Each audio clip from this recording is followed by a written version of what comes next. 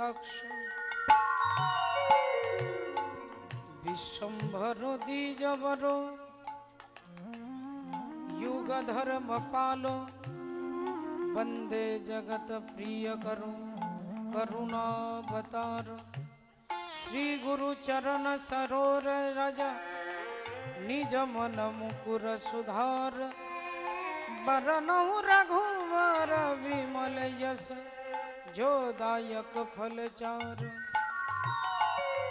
बुद्धिहीन तनु जानी के सुमेरो पवन कुमार बल बुद्धि विद्या देहो मोहे हर हो क्लेश विकार साई रंग डारा साई रंग डारा साई रंग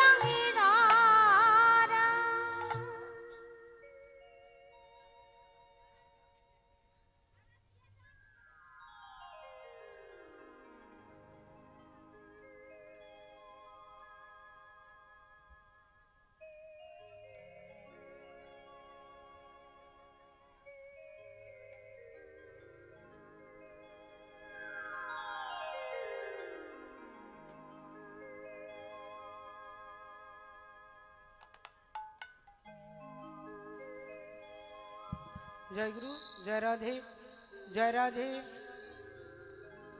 राधे राधे राधे राधे श्री गुरु निताई गौर सीतानाथ ब्रह्मानंद हरि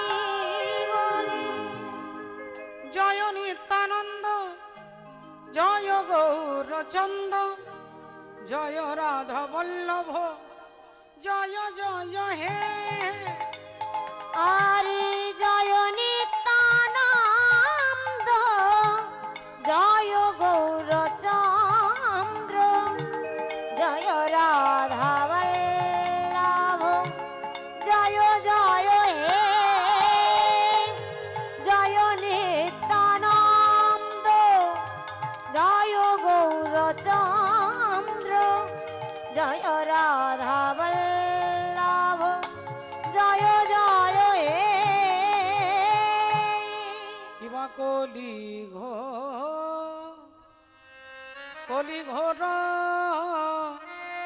तिमिरे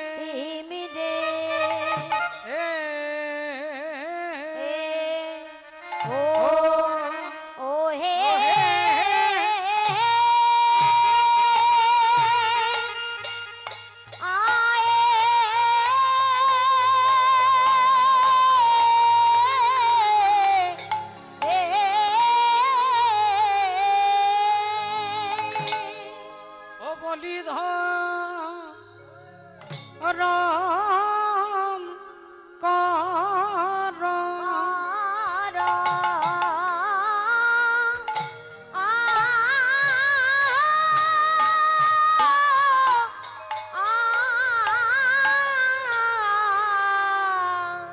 ओ भाई धर्म करम दूरे अदूरे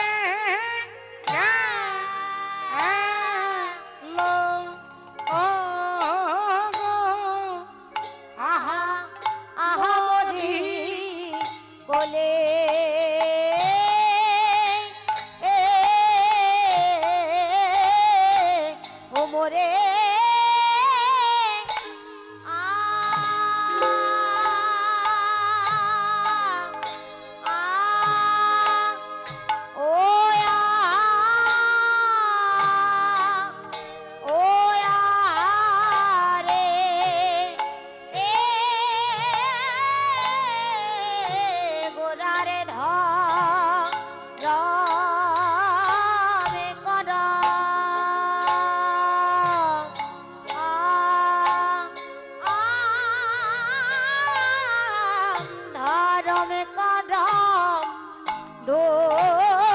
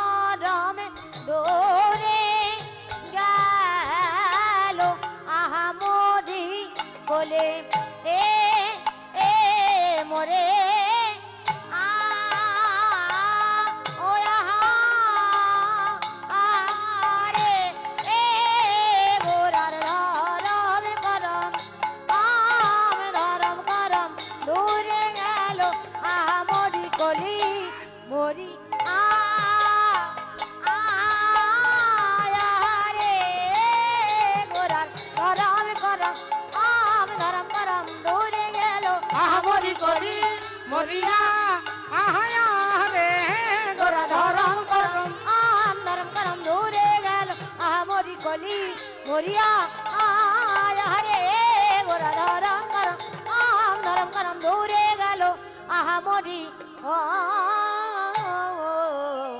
কলি ঘর তিমি ঈশ্বর পরম কৃষ্ণ সচ্চিদানন্দ বিগ্রহ বিগ্রহ অনাদির আদি গোবিন্দ গোবিন্দ সর্বকারণ কারণ। কারণ উপস্থিত সমস্ত বৈষ্ণব মণ্ডলী, ব্রাহ্মণ মণ্ডলী, মাতৃমণ্ডলী, পিতৃমণ্ডলী সকলের শ্রীচরণে জানাই আমার কোটি কোটি সশ্রদ্ধ ভক্তিপূর্ণ দণ্ডবোধ প্রণাম। প্রণাম জানাই আজকের এই মহতী হরিবাসরের যারা উদ্যোক্তা, সেই গৃহকর্তা এবং তার পরিবারের প্রতিটি সদস্যবৃন্দের চরণে জানাই প্রণাম। প্রণাম জানাই এলাকার সমস্ত দেবদেবী এবং অনন্ত কোটি বিশ্ব ব্রহ্মাণ্ডের অনন্ত কোটি কোটি ভক্তবৃন্দের শ্রীচরণে অনন্ত কোটি দণ্ডবোধ প্রণাম। জয় নিতাই, জয় রাধে শ্যাম। ইকো হ্যাঁ ইকো হচ্ছে দাদা ভাই। জয় রাধে, জয় রাধে, জয় রাধে। তাহলে যে ভগবান परित्राणाय साधु नाम विनाशाय च दुष्कृतम धर्म संस्थापनार्थाय संभवामि युगे युगे। এই তিনটে কারণের জন্য ভগবান বারবার আসেন, আমি বলছি না, ভগবানই বলছেন। কুরুক্ষেত্রের মাঠে দাঁড়িয়ে অর্জুনকে বলছেন, অর্জুন यदा यदा हि धर्मस्य ग्लानिर्भवति भारत, যখনই যখনই অধর্মের প্রাদুর্ভাব হয় এই তিনটে কারণের জন্য আমি আসি, ধর্মকে প্রতিষ্ঠা করতে এবং দুষ্টকে দমন করতে এবং ভক্তকে রক্ষা করতে। হরি বল। পদকর্তা বলছেন, কলি ঘোর ও তিমিরে গরাসল জগজনে ধর্ম করম রহু দূর, অসাধনে চিন্তামণি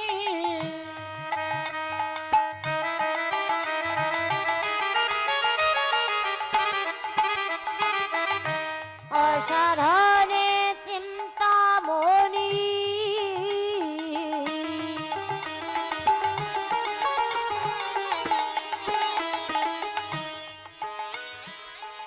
আমার বিধি মিলায় নয়নি ও গোরা বড় দয়ার সাগর, আমার গোরা বড় দয়ার সাগর, আমার গোরা বড় দয়াল সাগর, গোরা বড় দয়াল সাগর। আমি এমন দয়াল আর দেখি নাই, যেজন যেচে সেধে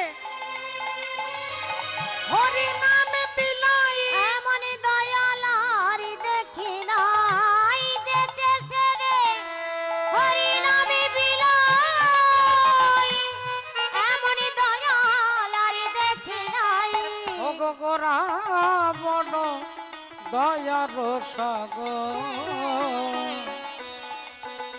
আমার গোরা বড় দয়ার সাগর, আমার গোরা বড় দয়াল সাগর, গোরা বড় দয়াল সাগর। জয় নিতাই। ভক্তিমতী মায়েরা, যদি আমি এই হরিবাসরে আমি প্রথম এসেছি, কিন্তু এই বাড়ির সঙ্গে আমার ছোটবেলা থেকে এই বাড়ির সঙ্গে যোগাযোগ, কারণ এই বাড়ির বৌদি, যিনি এই বাড়ির মেয়ে, বড় মেয়ে, তিনি আমাদের পাড়ার বৌদি হন। আমার বাড়ি পুরুলিয়া জেলা, আমার বাড়ির পাশের বাড়িতে তারা থাকেন এবং তাদের সঙ্গে বুঝতেই পারছেন পাশের বাড়ি হলে যাতায়াত, কথাবার্তা, আনন্দ সব কিছু তিনি জানেন। তাই নতুন করে আমার ইতিহাস বলবার দরকার নেই, শুধুমাত্র এইটুকু বলতে পারি যে আজকে এই মহতী হরিবাসরে আপনাদের কাছে দাঁড়িয়ে ভগবানের কথা বলবো। ভগবান শাস্ত্রে যা বলছেন আমরা তাই শুনবো। চৈতন্য চরিতামৃতে বললেন, কোনো ভাগ্যে কোনো সেই জীবে সাধু সঙ্গ করয়, সাধু সঙ্গ হইতে হয় শ্রবণ কীর্তন, আর কীর্তন হইতে হয় জীবের অনর্থ নিবর্তন। তাহলে যে হরি কথা শুনলে, ভগবতীয় কথা শুনলে জীবের অনর্থ নিবৃত্তি হবে, সেই কীর্তন, সেই ভগবানের নাম আপনারা শুনবার জন্য এসেছেন মা। সেই কথা শুনবার জন্য আপনারা এসেছেন। রাধে রাধে। একটু লক্ষ্য করে দেখুন মা, ভগবানকে পেতে গেলে পাওয়া যায় নাকি শুধু ভক্তির বলে? ভক্তি ছাড়া ভগবানকে পাবার অন্য কোনো রাস্তা নেই। আপনি আপনার জ্ঞান দিয়ে, আপনি আপনার বুদ্ধি দিয়ে, আপনি আপনার টাকা পয়সা দিয়ে ভগবানকে পেতে পারবেন না। আমার কত শিক্ষাগত যোগ্যতা আছে, ভগবানের কাছে কোনো কাজে লাগবে না। আমার কত টাকা আছে, ভগবানের কাছে কাজে লাগবে না। কিন্তু আপনি ভগবানকে কতটা ভালোবেসেছেন, ভগবানের প্রতি আপনি কতটা ডিভোটেড মনোভাব, আপনি কতটা ভগবানের চরণে নিজেকে উৎসর্গ করতে পেরেছেন, ভগবান এটাই দেখবেন মা। হরি বল। ভগবানকে কিছু টাকা দিয়ে দেওয়া বড় কথা নয়, জমি দিয়ে দেওয়া, গাড়ি দিয়ে দেওয়া, সবকিছু তোমার, এটা বলতে কঠিন নয়। মহারাজ বলি ভগবানকে স্বর্গমর্ত পাতাল, ত্রিভুবনের রাজা বলি স্বর্গমর্ত পাতাল দিলেন। ভগবান বললেন এখন আর একটা জিনিস তোমার দিতে বাকি আছে। শেষে কি করলেন? রাজা বলি তিনি নিজের দেহটাকে ভগবানকে দিলেন। আপনি যদি নিজেকে ভগবানকে দিতে পারেন, আপনাকে আলাদা করে গাড়ি বাড়ি জমি কিছু দিতে হবে না। আপনি যদি নিজেকে দিয়ে দেন, তাহলে সব কিছু ভগবানকে দেওয়া হলো। আর যদি আমি নিজেকে বাদ দিয়ে আর অনেক কিছু দিতে যাই, বলে সেই দেওয়াটা সার্থক দেওয়া হবে না। আমি আলাদা করে কতবার বলবো যে আমার গাড়ি তোমার, আমার বাড়ি তোমার, আমার জমি তোমার, আমার ছেলে তোমার, আমার নাতি তোমার, আমার জামাই তোমার, এত কিছু বলবারই দরকার নেই। শুধু যদি বলতে পারেন যে আমি তোমার, আমি তোমার। রাধে রাধে। কুরুক্ষেত্রের যুদ্ধ শেষ হয়ে গেছে, পঞ্চপাণ্ডব জিতে গেছে। অর্জুন ছুটতে ছুটতে এসে ভগবান শ্রীকৃষ্ণের কাছে দাঁড়িয়েছেন, আর ভগবানের কাছে দাঁড়িয়ে বলছেন, কৃষ্ণ আমার অনেক দিনের একটা বাসনা, অনেক দিন থেকে একটা বাসনা আমি লুকিয়ে রেখেছি, আজ তোমার কাছে বলবার জন্য এসেছি। বলো অর্জুন, তোমার কি বাসনা? অর্জুন বললেন, আমার অনেক দিনের ইচ্ছে, আমি একটু গঙ্গায় স্নান করতে যাব। স্নানি করিতে যাব। ভগবান ছোট্ট করে জিজ্ঞাসা করলেন, গঙ্গা স্নান করবে কেন, কি হয়েছে? তুমি কি কিছু পাপ টাপ করেছো নাকি? অর্জুন বললেন, পাপ করেছি মানে? আরে কুরুক্ষেত্রের যুদ্ধে লক্ষ লক্ষ নারী আমার জন্য বিধবা হয়েছে, হাজার হাজার ছেলে আমার জন্য তার বাবাকে হারিয়েছে, হাজার হাজার বাবা আমার জন্য তার ছেলেকে হারিয়েছে, লক্ষ লক্ষ ভাই আমার জন্য তার দাদাকে হারিয়েছে। তাই আমি যে পাপ করেছি, অপরাধ করেছি, এই অপরাধ থেকে মুক্ত হতে গেলে আমায় গঙ্গা স্নান করতে হবে। ভগবান মিষ্টি হাসলেন, কিচ্ছু বললেন না। বললেন, তাহলে এক কাজ করো অর্জুন, তুমি রথে ওঠো, আমি তোমাকে গঙ্গা স্নান করাতে নিয়ে যাচ্ছি। এখন অর্জুন তাড়াতাড়ি রথের উপরে বসেছেন, আর ভগবান শ্রীহরি আজকে গঙ্গা স্নান করাতে নিয়ে যাচ্ছেন। গঙ্গে গঙ্গে মা গঙ্গে, গঙ্গে গঙ্গে মা গঙ্গে, মা গঙ্গে গঙ্গে মা গঙ্গে, গঙ্গে গঙ্গে মা গঙ্গে, মা গঙ্গে গঙ্গে মা গঙ্গে, গঙ্গে গঙ্গে মা গঙ্গে, গঙ্গে গঙ্গে মা গঙ্গে, গঙ্গে গঙ্গে মা গঙ্গে। হে মা সুরেশ্বরী গঙ্গে, মা হে মা সুরেশ্বরী গঙ্গে, মা হে মা সুরেশ্বরী গঙ্গে। গঙ্গে গঙ্গে মা গঙ্গে, গঙ্গে গঙ্গে মা গঙ্গে, মা গঙ্গে গঙ্গে মা গঙ্গে, গঙ্গে গঙ্গে মা গঙ্গে, হে মা গঙ্গে। গঙ্গে গঙ্গে মা গঙ্গে, গঙ্গে গঙ্গে মা গঙ্গে, গঙ্গে গঙ্গে মা গঙ্গে, গঙ্গে গঙ্গে মা গঙ্গে, গঙ্গে গঙ্গে মা গঙ্গে, গঙ্গে গঙ্গে মা গঙ্গে, গঙ্গে গঙ্গে মা গঙ্গে, গঙ্গে গঙ্গে মা গঙ্গে।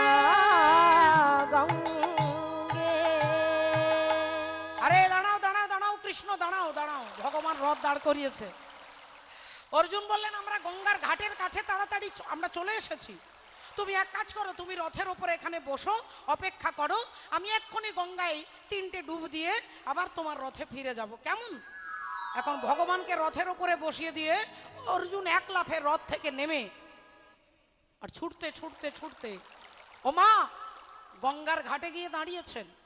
আর যেই গঙ্গার ঘাটে দাঁড়িয়েছেন অমনি অর্জুন চমকে উঠলেন। কি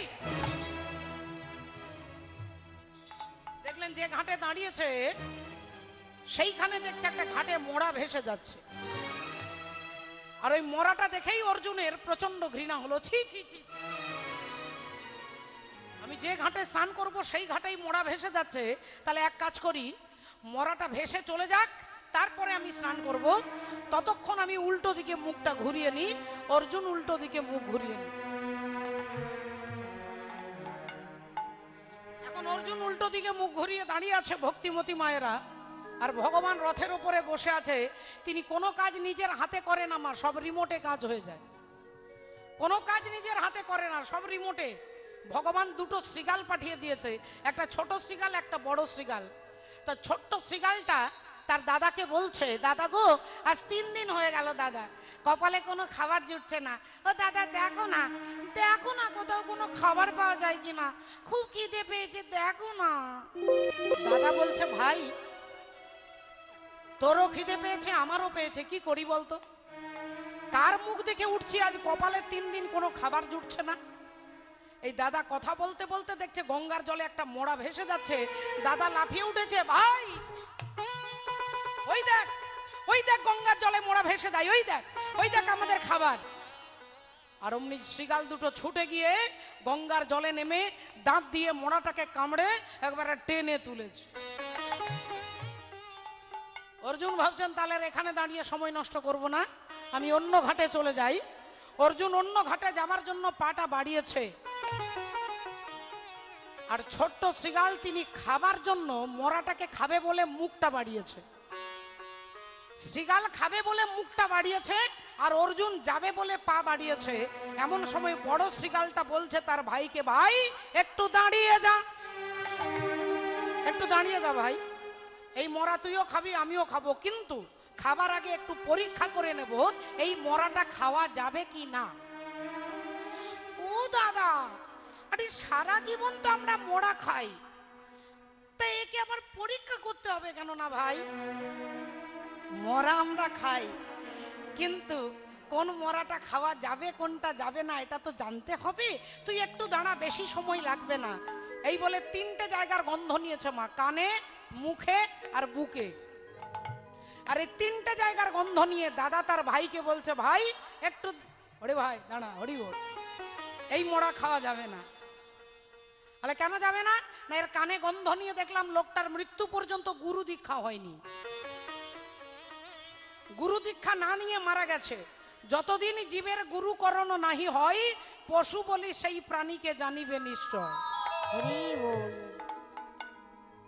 বললেন দাদা তাহলে মুখে গন্ধ নেবার কি দরকার ছিল? কানে গন্ধ নিয়েই তো চলে যেতে পারতে, আবার মুখে গন্ধ নিতে গেলে কেন? বলে মুখের মধ্যে গন্ধ নিয়ে দেখলাম যে লোকটা 24 ঘন্টার মধ্যে হয়তো দীক্ষা নিতে সময় পায়নি, সংসারের প্রচন্ড ঝামেলা, সংসারে ছেলে মেয়েকে মানুষ করবে, না কাজে যাবে, না জমি জমা দেখবে, তাই প্রচন্ড ঝামেলাতে দীক্ষা নিতে সময় পাইনি। কিন্তু 24 ঘন্টার মধ্যে আমি ভেবেছিলাম লোকটা একবার অন্তত সারাদিনে একবার নিতাই গৌর প্রেমানন্দে হরি বল, হরি বল, হরি বল। একবার হয়তো হরিনাম বলবে, কিন্তু এ বেটার মুখে গন্ধ নিয়ে দেখলাম এ বেটা যখন মারা গেছে, মারা যাবার আগে বাজারে যে তিরঙ্গা খেয়েছে সেই তিরঙ্গার গন্ধ বেরোচ্ছে, কিন্তু সারা জীবনে কখনো কোনো হরিনাম করেনি। বললো দাদা তাহলে বুকে গন্ধ নিলে কেন? বলে বুকের মধ্যে গন্ধ নিয়ে দেখলাম যে কোনোদিন কোনো সাধুকে জড়িয়ে ধরে আলিঙ্গন করে নাই ভাই, তাই একে তুইও খাবি না আমিও খাবো না, চল পালিয়ে চল। মরাটাকে ফেলে দিয়ে শৃগাল চলে যাচ্ছে, আর এমন সময় বড় শৃগাল মরাটাকে একটা লাথি মেরে, মরাটাকে একটা লাথি মেরে দিয়ে আর যেই চলে যাচ্ছে অমনি ছোট শৃগাল বলে উঠলো, দাঁড়াও দাদা, আগে তুমি আমাকে বলো তুমি ওকে লাথি মারলে কেন?